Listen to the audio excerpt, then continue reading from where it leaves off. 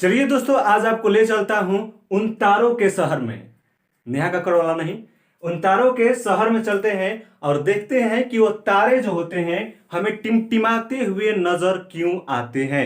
बहुत सारे कोचिंग और संस्थानों में आप लोग पढ़े होंगे कि तारे टिमटिमाते हुए वायुमंडलीय अपवर्तन के कारण आते हैं। वायुमंडलीय अपवर्तन क्या होता है लेकिन माइंड में नहीं जाता है, सिर्फ यही एक वर्ड याद रहता है कि तारे जो होते हैं वायुमंडलीय अपवर्तन के कारण टिमटिमाते हुए नजर आते हैं। अब ये कैसे टिमटिमाते हुए नजर आते हैं, यहाँ पर इस वीडियो को जरूर देखिएगा। बहुत अच्छी तरह से आसान भाषा में समझाया जाएगा। जब हम उन तारों को शहर को देखते हैं तो क्या होता है, हमें मालूम होता है कि वो क्या हो रहे हैं, टिमटिमाते हुए नजर आ रहे हैं। बचपन से ही हम लोग सुनते आ रहे हैं ट्विंकल ट्विंकल लिटिल स्टार। तो स्टार जो होते हैं ट्विंकल ट्विंकल क्यों करते हैं, वो आज बिल्कुल अच्छे ढंग से समझेंगे। बहुत पहले तारे क्यों टिमटिमाते नजर आते हैं उसको समझने के लिए इन दो बातों का समझना हमें बेहद ही जरूरी होता है। एक होता है अपवर्तनांक, दूसरा होता है घनत्व। अब ये अपवर्तनांक क्या होता है भाई साहब, तो देखिए अपवर्तनांक आप लोग पढ़े होंगे, नहीं पढ़े होंगे तो समझिए। यहां पर शून्य में निर्वात में प्रकाश की चाल और उस माध्यम में प्रकाश के चाल के अनुपात को अपवर्तनांक कहते हैं। बाउंस हो गया। चलिए यहां पर देखते हैं अच्छी तरीके से। यहां पर शून्य में प्रकाश की चाल, निर्वात में प्रकाश की चाल कितनी होती है बताइए आप लोग। तो शून्य में प्रकाश की चाल जो होती है 3 लाख किलोमीटर प्रति सेकेंड होती है। 3 लाख किलोमीटर प्रति सेकेंड कितना हो गया, इकाई दहाई सैकड़ा हजार 10,000 लाख। 3 लाख किलोमीटर, मैं थोड़ा सा गड़बड़ है मेरा, 3 लाख किलोमीटर प्रति सेकेंड। उसके बाद अगर हम लोग किसका निकाल रहे हैं और यहाँ पर किसका अपवर्तनांक हम लोग निकाल रहे हैं, तो निकाल रहे हैं हम लोग कांच का। कांच मतलब शीशे, शीशे का दिल था मेरा। तो यहाँ पर कांच का, कांच में लाइट की स्पीड कितनी होती है, तो होती है 2 लाख किलोमीटर प्रति सेकेंड। 2 लाख किलोमीटर प्रति सेकेंड। शून्य में प्रकाश की चाल 3 लाख किलोमीटर प्रति सेकेंड, कांच में प्रकाश की चाल होती है 2 लाख किलोमीटर प्रति सेकेंड। तो यहां पर कांच का अपवर्तनांक हम निकाल रहे हैं, क्योंकि अपवर्तनांक बराबर हम लोग समझते हैं कि शून्य में प्रकाश की चाल और जिस माध्यम का अपवर्तनांक निकालना हो उसमें प्रकाश की चाल ऐसे कर देंगे बाटा में, तो क्या हो जाएगा, कांच का यहाँ पर हमारा अपवर्तनांक जो होगा निकल जाएगा। देखिए यहाँ पर 0 से 0 गया, 0 0 0 0 कट गया भाई साहब। क्या बचा, 3/2 बचा। अब 2 से यहाँ पर 3 में डिवाइड करेंगे तो क्या होगा, एक बार में जाएगा 9। उसके बाद यहाँ पर जाएगा तो 0 हो जाएगा, फिर यहाँ पर 2 5 10 ऐसे होगा। तो 1.5 कांच का अपवर्तनांक कितना हो गया भाई साहब, 1.5। तो यहां पर हम लोगों का अपवर्तनांक क्लियर हो गया। अब समझते हैं कि ये घनत्व क्या होता है। अब समझते हैं घनत्व क्या होता है। तो कोई वस्तु कितना घना है वही होता है घनत्व। जैसे बचपन में हमारे माँ बाप बहुत सारे ऐसे क्वेश्चन किया करते थे कि अगर 1 किलो रुआ है और 1 किलो लोहा है तो इसमें कौन भारी होगा। बहुत सारे बचपन में ऐसे सवाल आते हैं हम लोगों के पास, तो बता देते थे कि हम लोग लोहा भारी हो सकता है। लेकिन बाद में हम लोग जाने कि लोहा और रुआ अगर 1 किलो हो तो दोनों का वजन क्या होगा, सेम होगा। लेकिन लेकिन लेकिन लेकिन सबसे ज्यादा अगर साइंस में बोला जाए तो लोहा का घनत्व जो होगा, लोहा का घनत्व जो होगा ज्यादा हो जाएगा। लोहा का घनत्व जो होगा ज्यादा हो जाएगा और यहाँ पर रुई का घनत्व जो होगा कम हो जाएगा। अब घनत्व किस पर निर्भर करता है, देखिए यहाँ पर जैसे 9th क्लास में हम लोग पढ़े हैं कि कोई भी वस्तु में बहुत सारे छोटे छोटे कण होते हैं जो आपस में जुड़े होते हैं इंटरमोलिकुलर फोर्स के कारण, अंतरा आणविक आस्थान बल के कारण। तो यहाँ पर रुआ में जो होगा बहुत सारे छोटे छोटे कण होंगे, लेकिन आपस में अंतरा आणविक आकर्षण बल के कारण क्या थे, आपस में एक दूसरे से थोड़ा सा दूर थे। आपस में एक दूसरे से दूर थे क्योंकि उसमें अंतरा आणविक आकर्षण बल जो था कमजोर था। अंतरा आणविक आकर्षण बल जो था कमजोर था। 9th क्लास में आप लोग पढ़े होंगे और यही जानेंगे तभी समझ में आएगा कि तारे क्यों टिमटिमाते हुए, वरना ऊपर से पार हो जाएगा सब, बाउंस हो जाएगा सब। रुई का अंतरा आणविक आकर्षण बल जो होता है क्या होता है, कमजोर होता है। जबकि हम यहाँ पर लोहा को अगर देखते हैं तो उसमें अंतरा आणविक आकर्षण बल जो होता है बहुत ही मजबूत होता है। उसके कण जो होते हैं आपस में एक दूसरे से बहुत जबरदस्ती के साथ आपस में जुड़े होते हैं। यहाँ पर ये छोटा जो था, यहाँ पर ये लोहा हो गया और ये बहुत सारे क्या हो गया, रुआ हो गया। तो इसीलिए आपस में जुड़े होते हैं अंतरा आणविक आकर्षण बल के साथ, इसीलिए यह कम स्थान घेरता है। जबकि रुआ का अंतरा आणविक आकर्षण बल जो था वह कमजोर था, इसलिए उसके कण जो थे बिखरे हुए थे। कुछ आ रहा है समझ में? तो चलिए अब हम लोगों को समझ में आ गया है कि ये अपवर्तनांक और घनत्व क्या होता है। समझ में आ गया ना? ये अपवर्तनांक और घनत्व भी इस वीडियो में हम लोग क्लियर कर लिए। तो अब हम समझेंगे कि तारे जो होते हैं टिमटिमाते हुए क्यों नजर आते हैं। अब देखिएगा तब समझ में आएगा। यहां पर हो गया ये तारा, ये हो गया तारों का शहर जिसे हम लोग नीचे से देखते हैं। यहां पर हम लोग हो गए, ठीक है। ये कैसा बन गया हो, लगता है कि मेढक है। चलिए यहां से कोई जो है देख रहा है इस तारों के शहर को। ये क्या हुआ, ये जो है वायुमंडल हमारा है, क्योंकि हम लोग जानते हैं कि पृथ्वी के चारों तरफ जो होते हैं वायुमंडल पाया जाता है, वायुमंडल। और ये निर्वात है, तो निर्वात से चलकर यहां पर इस स्टार को हम लोग ले लेते हैं, और इस स्टार का जब प्रकाश आएगा उस निर्वात से इस वायुमंडल में, तो वायुमंडल में जो होता है गर्म तथा ठंडी हवा की परतें चलती रहती हैं। एक गर्म हवा हो जाता है वायुमंडल में और एक हो जाता है ठंडी हवा। तो गर्म हवा का अपवर्तनांक और घनत्व जो होता है ना भाई साहब कम होता है।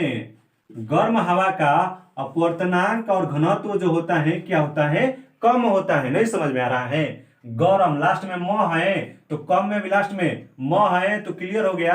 तो गर्म हवा का अपवर्तनांक और घनत्व क्या होता है, कम होता है। जबकि ठंडा हवा का क्या होता है, ज्यादा होता है। क्या, घनत्व तथा अपवर्तनांक। और यहां पर आप समझ जाइएगा कि जिसका अपवर्तनांक और घनत्व जो होगा कम होगा उसमें प्रकाश की चाल जो होगी ज्यादा हो जाएगी। अगर किसी का घनत्व जो होगा कम होगा तो उसमें प्रकाश की चाल ज्यादा हो जाएगी, और जिसमें घनत्व और अपवर्तनांक जो होगा ज्यादा होगा उसमें प्रकाश की चाल जो होगी कम हो जाएगी। क्यों? देखिए यहां पर वायु का अपवर्तनांक कितना होता है 1.00 ऐसे करके होता है ना, 1.00 करके। इसका घनत्व जो होता है क्या होता है, इसका अपवर्तनांक जो होता है क्या होता है, बहुत कम होता है। उसके बाद अगर बोला कि हीरा का अपवर्तनांक कितना होता है 2.42, इसका अपवर्तनांक सबसे ज्यादा अपवर्तनांक इसका होता है, तो हीरा का होता है 2.42। तो आप लोग क्या समझे यहाँ पर कि जिसका अपवर्तनांक, इसमें प्रकाश जो होगा बहुत ही धीमी गति से सफर करेगा, जबकि वायु में जो प्रकाश होगा क्या होगा, बहुत ही स्पीड में आएगा। तो जिसका अपवर्तनांक और घनत्व कम होता है उसमें क्या होता है, लाइट की स्पीड ज्यादा होती है, और इसमें अपवर्तनांक और घनत्व जो होता है ज्यादा होता है उसमें लाइट की स्पीड जो होती है कम होती है। बाउंस हो गया? समझिए सिंपल तरीका से।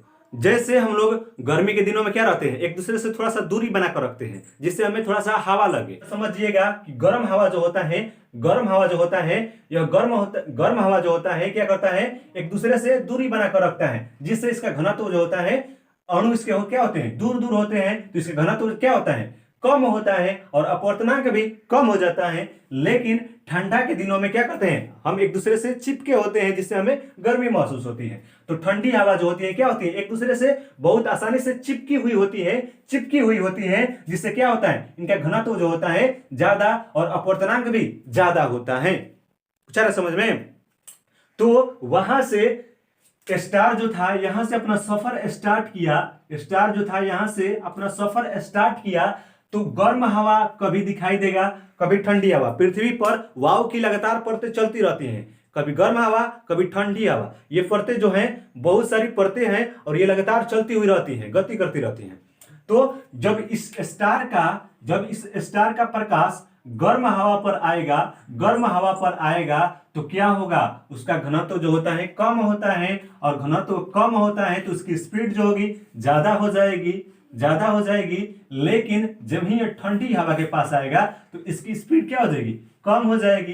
फिर यह गर्म हवा के पास जाएगा तो इसकी स्पीड ज्यादा हो जाएगी, फिर ठंडी हवा के पास जाएगा तो इसकी स्पीड कम हो जाएगी, फिर गर्म हवा के पास जाएगा तो इसकी स्पीड क्या होगी, ज्यादा हो जाएगी।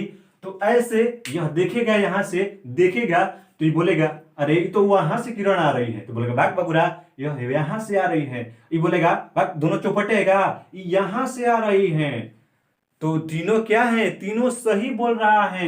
इसको यहां से दिखाई दे रहा है, इसको यहां से दिखाई दे रहा है। और हम भी जब तारे को देखते हैं तो क्या करता है, लगता है कि ट्विंकल ट्विंकल कर रहा है, यानी टिमटिमाता हुआ नजर आता है। या कबो एक बार बंद हो जाता है, कबो एक बार ज्यादा प्रकाश देने लगता है, कबो एक बार कम कबो ज्यादा, और कबो लगता है कि यहां पर है, कबो लगता है यहां पर है। तो किसके कारण, वायुमंडलीय अपवर्तन के कारण। वायुमंडलीय अपवर्तन क्या होता है, गर्म हवा के पास गर्म हवा के पास जब इस स्टार का प्रकाश आएगा, स्टार का प्रकाश या वर्ड है, जब इस स्टार का प्रकाश आएगा तो क्या करेगा, गर्म हवा के पास जब आएगा तो उसमें स्पीड जो होगी ज्यादा हो जाएगी। काहे कि गर्मी के दिनों में क्या होता है, क्योंकि गर्म हवा क्या करता है, गर्म हवा में अणु जो होते हैं एक दूसरे से दूरी बनाकर रखते हैं, तो इसीलिए प्रकाश इसमें धड़ाक दे पार होगा। जबकि ठंडा हवा के पास आएगा तो ठंडा हवा क्या होगा, आपस में चिपका होगा, और चिपका होगा तो इसमें लाइट की स्पीड क्या हो जाएगी, कम हो जाएगी, और कम हो जाएगी तो मुड़ जाएगा, और फिर यहां पर आएगा गर्म हवा में, और गर्म हवा में आएगा तो डायरेक्ट पार करेगा स्पीड में, और फिर स्पीड में यहां से पार करिए।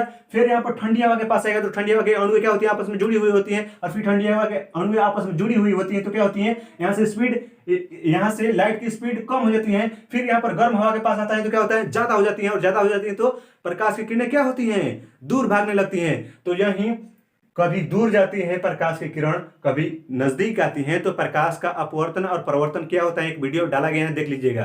तो वायुमंडलीय अपवर्तन होता है, और वायुमंडलीय अपवर्तन के कारण ही कम ज्यादा प्रकाश यहाँ पर होता है, और जो हमारी आंखों में पड़ता है तब हमें मालूम पड़ता है कि ओ वह स्टार जो है टिमटिमाता हुआ नजर आ रहा है। मैं समझता हूं कि यहाँ पर थोड़ा सा बाउंस किया होगा, आप लोगों को समझ में नहीं आ रहा होगा, इसलिए यहाँ पर दूसरा डायग्राम बनाकर समझा रहा हूं। अगर समझ में आ गया तो कोई बात नहीं, फिर से यहाँ पर देख लीजिए, समझ में नहीं आ रहा है तो यहाँ पर स्टार है, और स्टार जब गर्म हवा में प्रवेश करता है, क्योंकि हमारे चारों तरफ क्या है, वायुमंडल में, स्टार जब गर्म हवा में प्रवेश करता है तो गर्म हवा का अपवर्तनांक और घनत्व जो होता है क्या होता है, कम होता है, और कम में प्रकाश की चाल जो होती है क्या होती है, ज्यादा हो जाती है, और कम की उसका होता है गर्म, और इसका गर्म हवा का घनत्व कम क्यों होता है, क्योंकि इसके कण जो होते हैं आपस में थोड़ा सा बिखरे हुए होते हैं। प्रकाश के उष्मा के कारण इसके कण जो होते हैं आपस में बिखरे हुए होते हैं, और इसमें जब प्रकाश एंटर करता है तो क्या होता है, प्रकाश की चाल बहुत बढ़ जाती है।